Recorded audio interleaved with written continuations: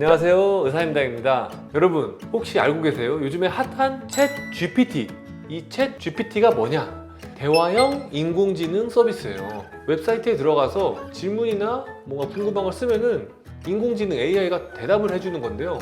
이 대답이 상당히 정확하고 과학적인 신뢰도가 굉장히 높다고 하는데요. 이게 어느 정도의 신뢰도를 가지고 있는 녀석인지 저희가 한번 직접 치과적인 질문을 입력을 해보고 어떻게 답변이 나오는지 한번 보도록 하겠습니다.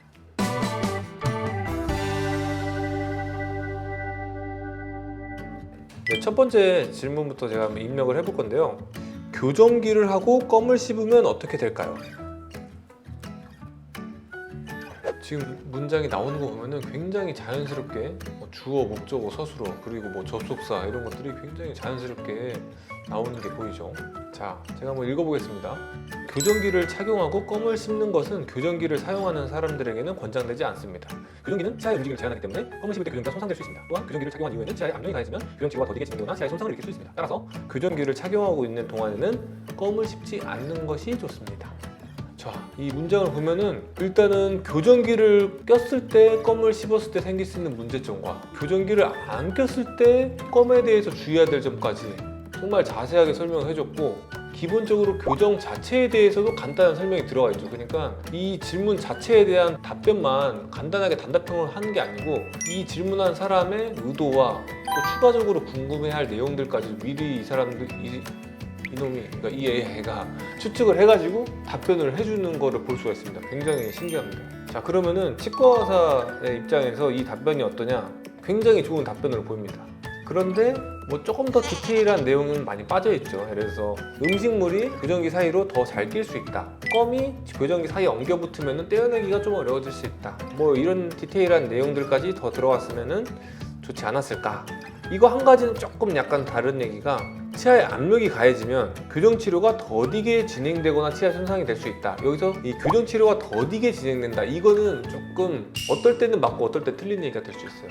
인비주얼라인 같은 투명 장치를 할 때는 저희가 일부러 좀 씹으시라고 추잉 툴을 드리기도 하거든요. 그래서 껌도 똑같은 역할을 해주기 때문에 껌을 씹으시는 게 무조건 교정치료를 더디게 한다 라고 말할 수 없어요. 그렇다고 인비주얼 하신 분들 추잉 툴을 이용하셔야 되지 껌을 드시면 절대 안 됩니다. 칫솔과 치약 없이 양치하는 법? 와, 이 답변이 정말 기가 막힌데요. 답변이 뭐라고 나왔냐면은, 양치를 하는 것은 치아 건강에 매우 중요합니다. 하지만 칫솔과 치약이 없는 상황에서 양치를 해야 할 때는 다음과 같은 방법을 시도해 볼 수 있습니다. 첫 번째, 두 번째, 세 번째까지 나왔는데요. 첫 번째는 물로 입을 헹구기, 두 번째는 칫솔 대신 천이나 가죽을 이용하기, 세 번째는 치밀한 식물을 씹기, 이렇게 있는데 일단 이 제목만 봐도 굉장히 적절한 답변입니다. 자, 그 내용을 구체적으로 한번 보면은, 양치를 하는 것은 입안을 깨끗하게 하는 것이 주요 목적입니다. 먼저 입안을 물로 헹궈서 입속에 남아있는 음식물이나 세균을 제거할 수 있습니다. 맞는 말이죠.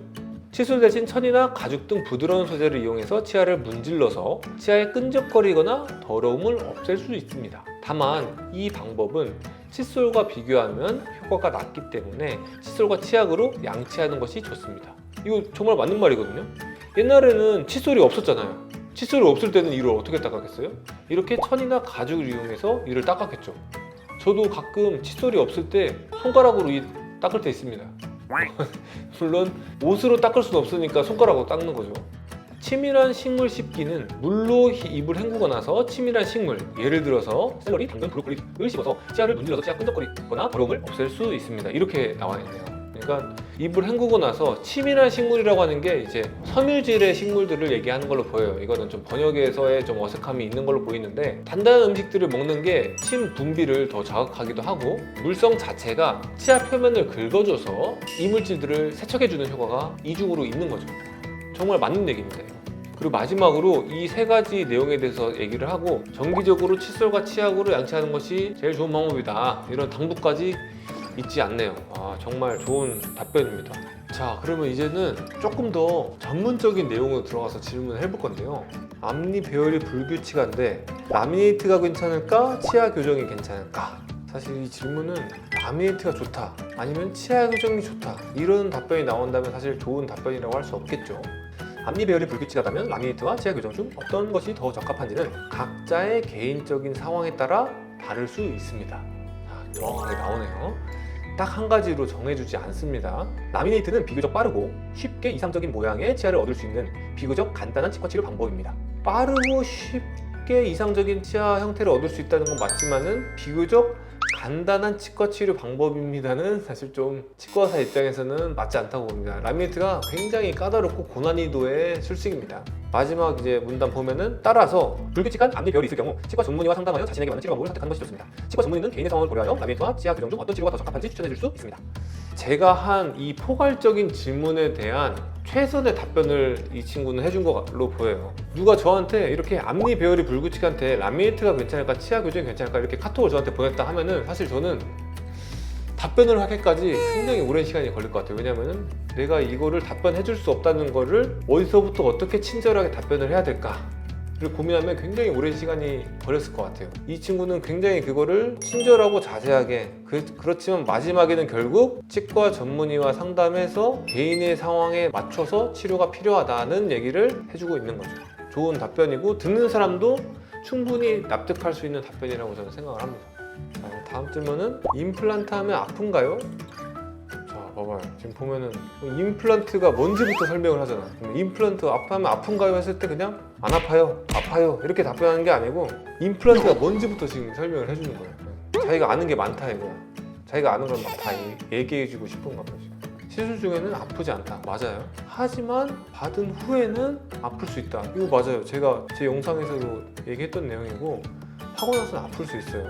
그리고 어떻게 관리해야지 덜 아픈지까지 자세히 나와 있습니다.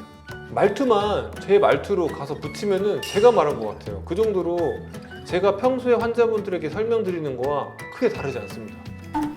이거 제 거 부르고 보고 답변하는 거 아니에요? 그죠?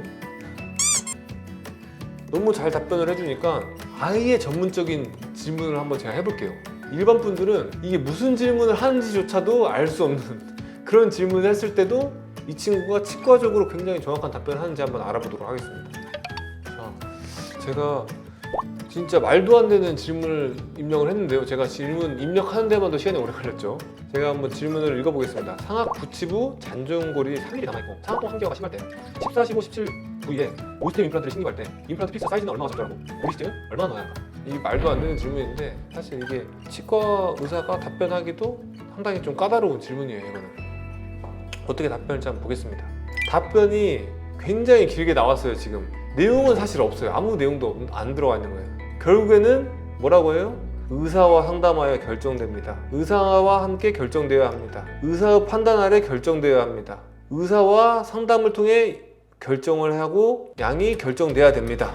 다 모든 내용마다 의사 얘기가 나오네요. 그러니까 이 내용에 대해서는 답변을 할 수가 없다고 사실 봐야겠네요. 근데 이제 이 친구가 가만 보니까 모른다는 얘기는 절대 안 해.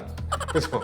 내가 봤을 땐 이거 모르는 것 같은데 모른다는 얘기는 절대 안 해. 아니면 이럴 수도 있어. 이게 알고는 있는데 의료법적인 내용 때문에 답변을 못하게 지금 설정이 돼 있으려나? 이게 챗 GPT-5가 나온다고 하니까요. 거기서는 똑같은 질문을 어떻게 답변할지도 궁금하기도 합니다. 근데 어쨌든 지금 상태에서는 진짜 딥하게 전문적인 내용으로 들어가면은 얘가 답변을 할 수가 없다. 원장님, 그러면 이게 사실 어쨌든 치과, 그러니까 어쨌든 전문가한테 물어보라고 하잖아요. 네. 근데 제가 진짜 궁금한 게 있는데 네. 결혼은 꼭 해야 하는 건가요? 왜? 그럼 당연히 해야죠. 근데 이것도 전문가랑 상의해 보시는 것도 좋을 것 같아요. 내가 어떤 얘기냐면은 왜냐면 사람마다 다 다르거든요. 또 사람마다 다 다르기 때문에 환자의 상태에 따라서 전문가와 상담을 통해서 결정하시는 게 제일 좋겠습니다. 자, 오늘은 챗 GPT를 가지고 치과적인 질문을 해서 이 친구한테 답변을 들어봤는데 저는 굉장히 좀 재밌었어요. 그래서 다음에도 혹시 이런 걸 가지고 컨텐츠를 찍을 수 있지 않을까 생각도 들고, 여러분들이 댓글로도 좋은 아이디어나 또 피드백을 주시면은 저희가 또 좋은 영상 찍어서 또 올리도록 하겠습니다. 오늘 영상이 재밌으셨고 유익하셨다면은 구독과 좋아요, 알림 설정까지 부탁드리겠습니다. 감사합니다.